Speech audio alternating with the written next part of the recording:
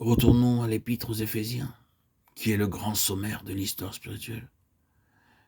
Et nous devons alors noter, en particulier, que l'apôtre fait ressortir dans un exposé complet et précis que l'Église, le corps de Christ, est impliquée dans cette guerre des âges. Et il introduit tout ce qu'il a écrit en ceci. C'est comme s'il disait tout ce que j'étais en train de dire en ce qui concerne les conseils éternels de Dieu, la place et le but des élus, le corps de Christ, la rédemption de ce corps et son union avec sa tête, sa vie, son caractère, sa marche et son œuvre. Dans cette dispensation et le grand but et le dessein établi de Dieu de réunir finalement toutes choses en Christ est l'objet et l'occasion d'un conflit cosmique immense, inlassable, et allant toujours en s'intensifiant, dans lequel des forces mauvaises, invisibles et innombrables s'opposent farouchement au dessein, à tout ce qui est lié à celui-ci. Paul déclare alors dans cette lettre que c'est à cause du ministère qui lui est confié de faire connaître tout ceci, qu'il se trouve dans les liens et en prison.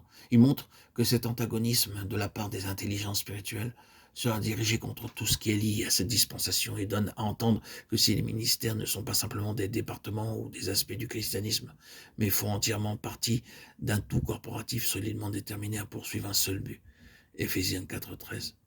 Ce caractère corporatif constituera la plus sérieuse menace à ce royaume du mal, de manière à provoquer son effort envenimé aux multiples aspects pour morceler et neutraliser cela.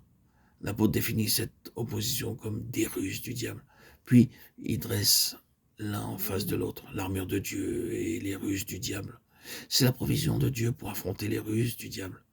Par un moyen symbolique, il montre la nature des ruses. Du côté positif divin, les points d'attaque sont montrés comme étant la vérité, la justice, la paix, la foi, le salut, la parole de Dieu. Contre toute forme de mensonge subtil, Dieu fournit la ceinture de l'esprit de vérité. Contre les accusations, les condamnations du cœur, il fournit la justice de Dieu, qui est par la foi en Jésus-Christ. Contre la peur qui rend la marche chancelante et incertaine, les pieds peu assurés, il fournit la paix de Dieu qui surpasse toute intelligence. Contre les suggestions, les idées, les pensées, les imaginations, les raisonnements qui assaillent l'intelligence, la tête, il fournit le salut par grâce. Contre les attaques sur la véracité des promesses de Dieu, il pourvoit le Saint-Esprit de répliquer et de riposter avec la surparole. Par-dessus tout et relié à tout, il dit, dans tout le lot de choses que vous prenez, prenez le grand bouclier de la foi. Mais remarquez, Dieu ne met pas toute cette provision sur son peuple. Il y pourvoit et leur dit ensuite, prenez. Il doit y avoir un acte de leur part, car l'élément de passivité n'est pas compatible avec une telle guerre. Plaise à Dieu que lorsque ces traits enflammés commencent à voler, nous saisissions instinctivement l'arme de défense appropriée. Peut-être